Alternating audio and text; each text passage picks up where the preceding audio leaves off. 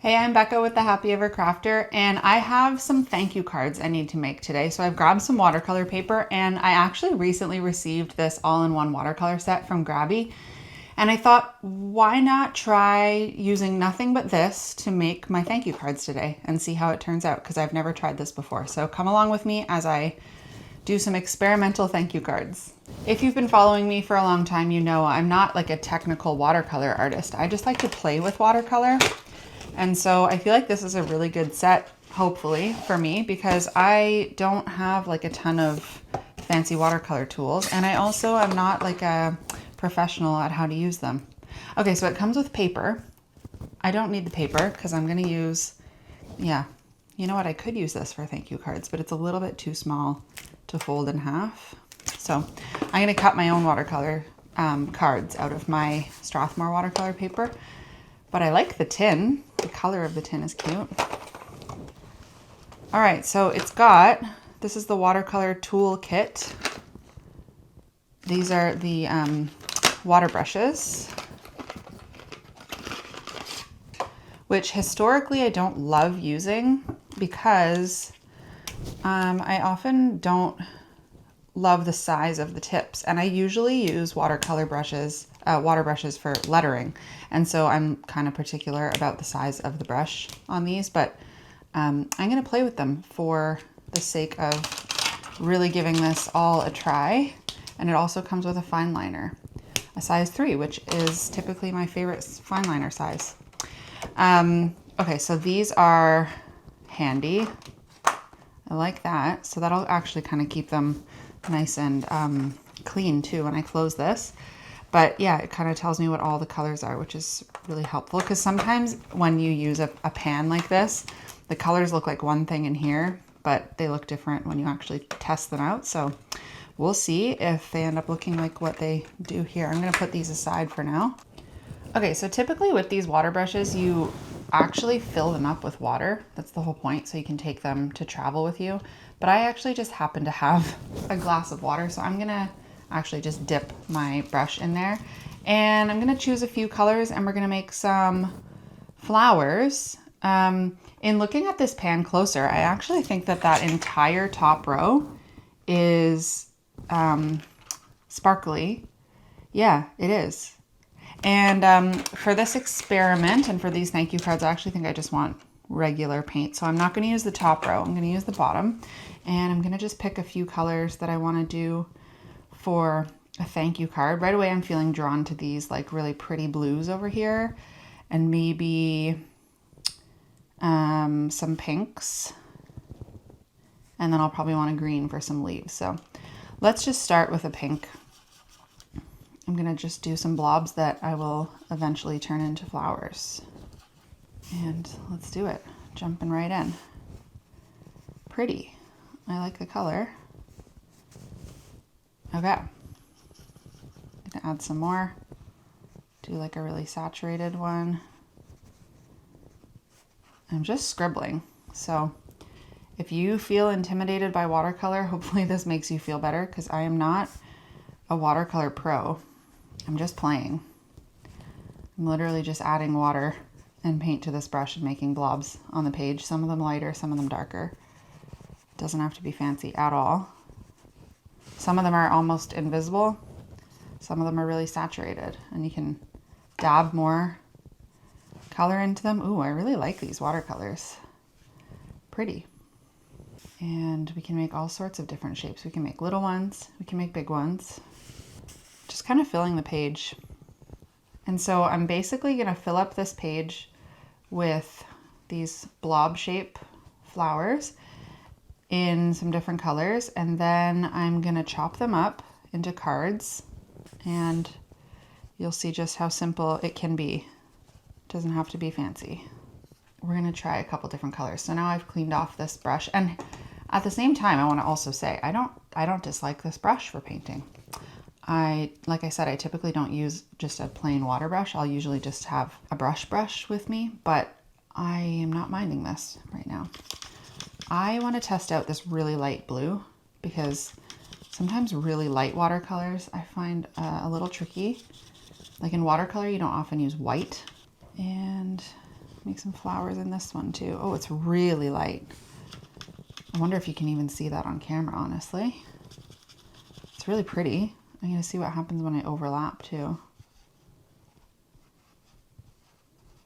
I like it. Kind of looks like clouds right now. There we go. And we've got a lot more paint and a lot more water. You can see it a little better. Hopefully you can see that. I like it. Now I'm going to do, I think it needs a little yellow, and I want to test some of these yellowy colors. Actually, you know what? I'm going to switch brushes too and test this smaller water brush. And I'm going to use this like ochre color.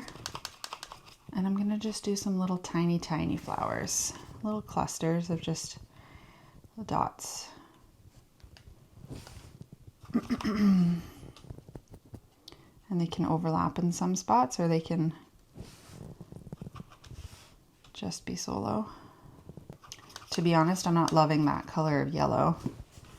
But for the sake of this experiment, I wanted to not mix the colors. I wanted to just kind of pull them straight out of the pan and see what I could create on a whim.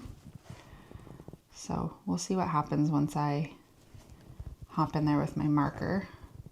See what I can create. Okay, I think I'll leave it there for the yellow. And now I'm gonna grab my bigger brush again. And we'll do some leaves. I think I like this green the best. We'll find out though, because I've never actually seen it on paper. So let's just hop in and add some leaf-ish shapes here and there. Oh, that's quite bright, but I don't mind it. So the fun thing about painting this way, in my experience, is that you really don't actually have to know what you're doing, or really think too much about the composition.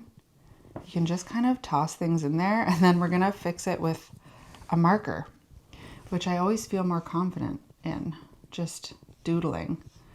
And so I don't put that much pressure on myself to think about like where everything's going right now. I just kind of like put in colors as I feel. And the rest of it is a future Becca problem. Like future meaning 5 minutes from now, Becca. I kind of live my life that way sometimes. Like, oh, that's a future me problem. And I always figure it out, you know? This is not rocket science. It's not the end of the world if my little experimental painting doesn't turn out the way I envisioned it.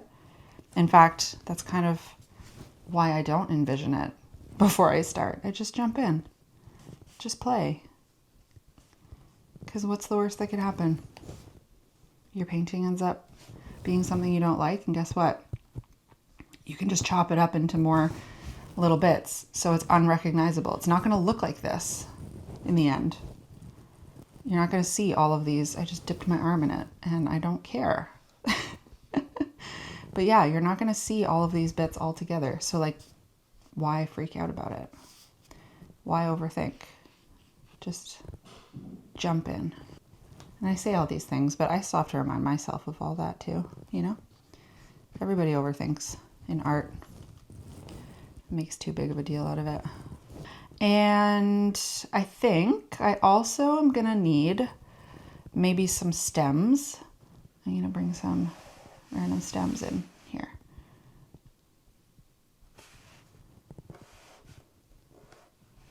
And they don't all need a stem, but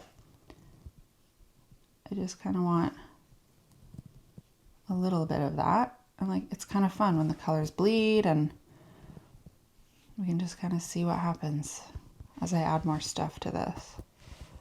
Kind of like the way this turned out. And now I'm going to chop it up. Or no, I'm going to wait for it to dry. Then I'm going to chop it up. Okay, so this is mostly dry. I am a little bit impatient and there are some spots that are still wet, but we're going to just jump in anyway because I want to. and I don't have patience.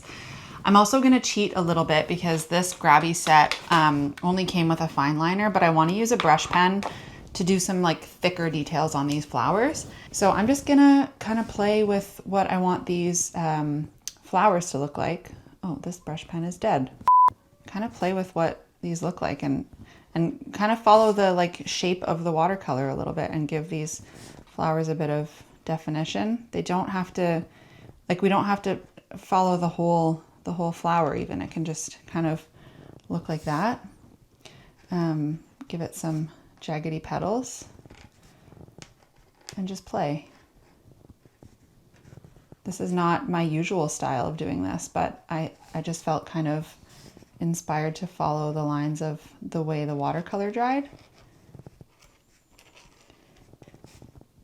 You can kind of do it however you want. It doesn't have to be anything fancy or realistic. Mine are certainly not realistic looking flowers. I'm going to do all the big ones first because I might do these in one style and then try something else for the other shapes of flowers. Oh, I like the way that one looks. Just kind of letting my hand go wild because we really don't have to overthink this. They can be pretty basic. I'm doing this like really fast on purpose so that I don't have time to overthink what they look like.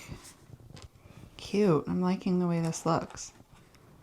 And hopefully at this point you're starting to see how like you can really just kind of doodle anything, make any shapes, and it can end up looking really, really pretty and cool. I often use just a fine liner to do these, but I'm actually really finding the brush pen kind of freeing. Gives you a little bit of, like, some lines are thicker, some lines are thinner, which is kind of fun. This one kind of just looks more like a natural flower shape, so I'm going to roll with that. Now I want to do potentially the same thing on these blue ones. Maybe slightly less definition on these blue ones, just for the sake of kind of differentiating them a little bit. Yeah, I like that. This is so different than the way I usually doodle my flowers. If you go back and watch any of my other kind of flower blob videos, you might notice a bit of a difference. So there's all my blue ones. Now I'm going to do the little tiny guys.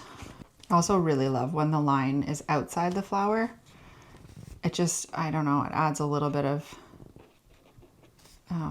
contrast in a way that I love. Okay, all the little ones. And now let's do the little yellow guys. I think I'm going to make them kind of like little spirally things. And you know what? I didn't love those first couple. So I'm gonna just scribble again. And that's no problem. Just because you did it on the first two doesn't mean you have to do it on all of them. So just trust your doodly gut. This is turning out so cute, unexpected. Had no vision of what this was gonna look like when I started, and I'm obsessed. This is gonna look really pretty when I cut it up into cards. Okay, and last but not least, we're gonna do some of these leaves. Again, just really loosely scribbling over them, not overthinking. Okay, there we go. All right, now is the time that we cut this up. Okay, so I'm just gonna cut this the old school way where I've measured halfway down my paper, and my office is in disarray right now, which is also why I don't have a camera on my face as I usually do. So I'm gonna use a ruler that is not long enough because it's the only one I can find, and an X-Acto knife because I don't have my paper cutter handy. So there's half. I'm making 4 cards out of this, by the way. And now we fold. Okay, how cute is that? So cute. And they just always turn out slightly different from each other, which is like my favorite thing This might be one of my favorite cards ever. So pretty. Okay, we've got all these cards made, and now the finishing touch is to write thank you on them. So for that, I am going to test out Grabie's fine liner pen because I think that that'll do just fine for what I need.